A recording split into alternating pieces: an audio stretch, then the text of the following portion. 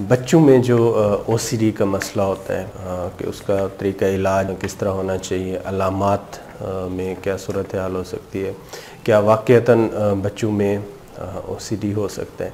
देखें, जहाँ तक बीमारी के होने का ताल्लुक़ है तो हमारे पास तरह की एविडेंस है कि ये बच्चों में हो सकता है। आमतौर पे 7-8 साल के बड़े बच्चे होते हैं, उनमें ये अलामात देखी जा सकती हैं, हो सकती। इससे छोटी उम्र में स्ट्रॉन्ग एविडेंस नहीं है, क्योंकि वो फिर चीज़ें चूँकि अंदर जो एक नेचुरल फैंटसीज़ होती हैं, उनके अंदर जो एक डर और खौफ बच्चों में कुदरती तौर पे थोड़ा सा पाया जाता है, या दूसरी जो तरबियत के या ब्रॉटअप करने के जो तरीके होते हैं उनको लेके, कुछ पेरेंटल स्टाइल को लेके कुछ चीज़ें बच्चों के अंदर आ जाती हैं। एप्रीहेंशन, रिजर्वेशन, ज़्यादा शाय होना, इस तरह की चीज़ें, तो वो इस हद तक सटल बिहेवियर डेवलप हो जाते हैं, आपस में चीज़ें मिक्स हो जाती हैं कि वहाँ पे डिफरेंशिएट करना कि कोई ऑब्सेशनल या ओसीडी का कोई कंपोनेंट साथ साथ चल रहा है वो मुश्किल हो जाता है।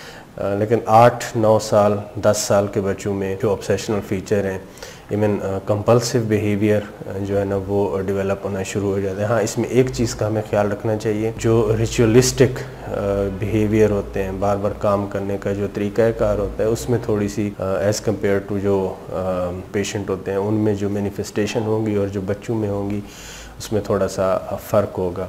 अलामात के इजहार में फ़र्क होगा, जो इंट्रूसिव थाट्स होते हैं, ऑब्सेशंस होती हैं, या इमेजेस या बहस मुबहसे जो जहन में चलते हैं, उनकी नौइयत में जो है ना वो फ़र्क होगा। वो फ़र्क एक तो एज के हिसाब से हो सकता है, बैकग्राउंड कि आप किस सोशल बैकग्राउंड से ताल्लुक़ रखते हैं, किस जियोग्राफिक लोकेशन से ताल्लुक़ रखते हैं, किस फैमिली बैकग्राउंड से, किस रिलीजियस बैकग्राउंड से, किस एकेडमिक बैकग्राउंड से आप ताल्लुक़ रखते हैं, किस सोशो पॉलिटिकल क्लास से आप ताल्लुक़ रखते हैं। ये सारी चीज़ें जो है ना वो इम्पैक्ट डालती हैं कि बच्चों में किस तरह की मैनिफेस्टेशन होगी। बाज़ का ये बहुत सटल किस्म की होती है। कुछ फैमिलीज़ आपको बताती हैं कि जी फॉर एग्ज़ाम्पल बच्चे बार बार जो है ना खांसी करते हैं, गला साफ़ करने की कोशिश कर रहे होते हैं। जब आप फर्दर इसको एलेबोरेट करते हैं तो बच्चे फिर आपको बताते हैं कि उनको ये पता है कि ये गले में कुछ भी नहीं है, फिर भी उनको ये लगता है कि बार बार ऐसा करना चाहिए, गला कहीं ख़राब तो नहीं हो गया। इसी तरह बच्चों की जो जिस्मानी साख्त होती है उसको लेके वास्कात चीज़ें जो है ना उनको अलामात आना शुरू हो जाती हैं, अपने बारे में इस तरह के थॉट आना शुरू हो जाते हैं। फिर सफाई को लेके, सफाई उनकी ठीक नहीं है, हाथ बार बार धोना, इस तरह की चीज़ें भी। फिर जो थॉट होते हैं, मुख्तलिफ़ किस्म की थॉट्स उनको आती हैं, इमेजेस आ सकते हैं जो कि बच्चे आपको क्लियरली बताते हैं कि वो इनको डिसलाइक करते हैं, वो नहीं चाहते कि ये है, यानी कि वो आप ऑब्सेशन की जो टिपिकल एक टेक्निकल जो डेफिनीशन है, वो क्राइटेरिया जो है ना वो फुलफिल भी आपको होता हुआ नज़र आता है। तो बुनियादी तौर पे बात करने का मतलब ये है कि यस इट्स ट्रू कि बच्चों में आ सकते हैं, लेकिन ये आमतौर पे 8-9-10 साल की एज के बाद शुरू होते हैं। ठीक है। अच्छा, इसमें अच्छी बात जो है ना वो ये होता है कि इस एज में जब ऑनसेट हो सेशन का, तो इसमें जो आउटकम है ना वो बेहतर होता है, यानी कि एंड पे जाके चीज़ें बेहतर होने की ज़्यादा तवक्को होती है। उसकी बुनियादी वजह ये है कि फिर भी एक डाउट, बेनिफिट ऑफ डाउट रहता है कि जी ये जो वाक़ईतन ऑब्सेशन बच्चा बयान कर रहा है या घर वाले बयान कर रहे हैं कि वो वाक़ईतन ऑब्सेशन है, या बच्चे के जो एक चाइल्डहुड में दूसरे जो बिहेवियर होते हैं, दूसरे जो थॉट प्रोसेस होता है, एक फैंटेसी वर्ल्ड होता है बच्चे का, उसका भी कहीं ना कहीं जो है ना कंपोनेंट आ रहा है, फिर पेरेंट्स का भी कहीं ना कहीं कंपोनेंट आ रहा है। तो ज़ाहिर सी बात है कि बच्चे के चूँकि हालात चेंज होने के आगे बहुत मौक़े होते हैं, तो अगर हालात पॉजिटिवली चेंज हो जाएँ, कुछ इस तरह सिचुएशन आगे चल के बदल जाए, तो उसमें फिर चांस होते हैं कि ये ओसीडी जो है ना फुल ब्लोन होने के चांस कम होते जाते हैं एज़ कम्पेयर टू जो एडल्ट पर्सन है, जो एक लेट एज में स्टार्ट हुआ ओसीडी, उसके हालात भी बदलने के इतने चांस नहीं है। स्ट्रेसफुल सिचुएशन भी शायद कुछ वक्त के लिए ऐसे ही चलेगी, क्योंकि जो चेंज होने की पीरियड होता है वो आमतौर पे एक एडल्ट बंदा जब ओसीडी का शिकार होता है 30, 35, 40 साल की उम्र में, तो वो वक्त गुजर चुका होता है। उसके बाद मॉडिफिकेशन या लाइफ में बहुत ड्रामेटिक चेंजेस आने के चांस कम होते जाते हैं। तो ये थोड़ी सी हमने चीज़ों को देखना है। ओसीडी जैसा कि हम बार बार कहते हैं कि ये बहुत ही एक डिबिलिटेटिंग बीमारी है। ये जिनको सामना इस बीमारी से होता है उन्हीं को पता होता है, क्योंकि ये जहन के अंदर का एक जो सूरत हाल, एक कशमकश और एक सोचों की यलगार और एक इंतशारी कैफियत जो चल रही होती है, उसके साथ साथ फिर बेचैनी, तशवीश, एक मुसलसल जंग की जो ज़हनी तौर पे कैफियत है, उसका सामना उनको मुसलसल करना पड़ता है। और उसके अगेंस्ट बाहर बिल्कुल कुछ भी नज़र नहीं आता। एक अंदर जंग चली जा रही है, बाहर से लगता है कि बज़ाहिर ये जो इंडिविजुअल है ये बिल्कुल परफेक्टली ठीक है, इनके अंदर किसी किस्म का मसला नहीं। तो ये एक डिलेमा है इस सिचुएशन में।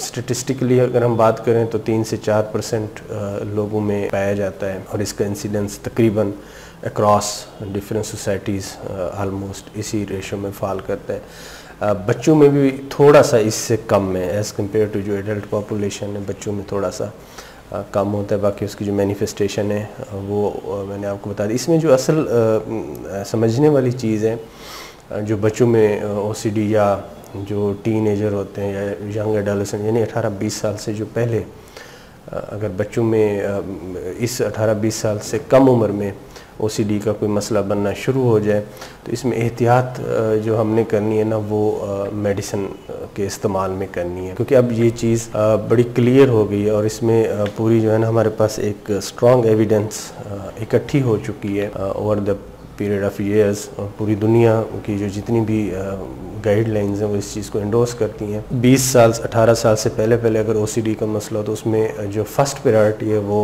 दवाइयों को नहीं देनी चाहिए। दवाइयों का ऑप्शन इस्तेमाल हो सकता है, लेकिन वो बाद में होगा। और दूसरी इसमें जो प्रिकॉशन दी जाती है, बताई जाती है, और इसमें तकरीबन सब लोगों का इसमें कंसेंसस है एक इसमें ओपिनियन पे, वो ये है कि सिर्फ मेडिसिन से ट्रीट करने की कोशिश ना की जाए। क्योंकि ये इस तरह की बीमारी है कि अगर आप यंग जो 18-20 साल से छोटे बच्चे होंगे, उनको अगर आप सिर्फ शुरू में ही मेडिसिन देने की कोशिश करेंगे तो उसके फिर कुछ ऐसे नतीजे निकल सकते हैं जो कि मरीज़ की सेफ्टी को एट रिस्क कर सकते हैं। ठीक है, तो इसमें ये बुनियादी जो नुक्ता है, एक तो अलामात थोड़ी मुख्तलिफ हो सकती हैं, आनसेट की नोयत हमने देखनी है, क्योंकि बच्चों के और भी बिहेवियरल और ज़हनी जज्बाती रवैये जो है ना वो भी डेवलप हो रहे होते हैं। बाज़ वो इस हद तक देखने में, सुनने में वेर्ड किस्म के होते हैं, अजीब व गरीब होते हैं, कि वो अगर हम केयरफुली उसको ना देखें और उसको एक पर्सपेक्टिव में ना देखने की कोशिश करें तो उसमें बड़ा एक चांस होता है कि शायद हम गलत डायग्नोसिस की तरफ चले, जो कि जिसकी जस्टिफिकेशन बनती नहीं है। तो इसमें एहतियात बहुत करनी है हमें, एक तो तशख़ीस बनाते हुए, दूसरा फिर मेडिसिन का इस्तेमाल, कि मेडिसिन का इस्तेमाल जब भी करना है लेट जाके करना है, पहले चीज़ों को असेस करना है, देखना है। बातचीत का जो तरीका होता है, मरीज़ के साथ आपने डिटेल हिस्ट्री लेनी है, एक सपोर्टिव माहौल बनाना है, एक रेपो बिल्डिंग करनी है, बच्चे के साथ भी, फैमिली के साथ भी चीज़ों को अंडरस्टैंड करना है, रश नहीं करना। ये जो बॉटम लाइन जो मैसेज है ना वो ये है कि रश नहीं करना टुवर्ड्स मेडिसिन। वो बाद का मसला है, जब होगा देखा जाएगा। जब अगर वो स्टेज आती भी है मेडिसिन वाली तो फिर भी हमने ओनली मेडिसिनल सपोर्ट का जो ऑप्शन है वो इस्तेमाल नहीं करना। साथ साथ हमने लाजमी तौर पे बच्चे को एंगेज रखना है, एक सपोर्टिव थेरापी में रखना है, एक रेपो बिल्डिंग के तहत चल के जो है ना वो आगे बढ़ने की कोशिश करनी है। तो उसके जो कॉन्सिक्वेंस है ना वो बड़े अच्छे निकलते हैं। एंड थर्डली मेडिसिन हमने वो वाली सिलेक्ट करनी है जो कि बच्चे की डेवलपमेंट, ग्रोथ, ख़ास तौर पे हाइट, वेट का पूरा रिकॉर्ड हमने रखना है। उस हवाले से जो सेफेस्ट ऑप्शन हो वो देखने हैं। और फिर वही बात कि डिप्रेशन और ओसीडी को डिफ्रेंशिएट करते हुए हमने चलना है। बाज़ बच्चों में ओसीडी की वजह से एंग्जाइटी के भी मार्क्ड सिम्टम आना शुरू हो जाते हैं। मिसाल के तौर पे बेचैनी, घबराहट, नींद के मसाइल, वो भी इस तरह की अलामात आती हैं, तो फिर उसको भी हमने साथ साथ टैकल करना है। लेकिन मेडिसिन का जब भी इस्तेमाल होगा वो बहुत केयरफुल होगा। तो ये बुनियादी वो नुक्ता है जो कि ओसीडी जब बच्चों में हो और बड़ों में हो तो जो हमने डिफ्रेंशिएट करना है। आप लोगों के ही क्वेरीज़, कमेंट्स और सवाल जो है ना वो हमें सिलेक्ट करने में ज़ाहिर सी बात है एक मशवरा होते हैं, उसी से हम चीज़ें लेते हैं ताकि वो चीज़ें हम आपके सामने रखें जिनकी क्वेरीज़, सवाल और कुछ चीज़ें जो है ना वो आपके जहन में पहले से मौजूद हों। शऊर और आगाही देने की जो एक हमारी छोटी सी कोशिश है, उसी को हम ज़्यादा आसान तरीके से आगे लेके चलें। ठीक है, बहुत शुक्रिया आपका। अल्लाह हाफ़िज़।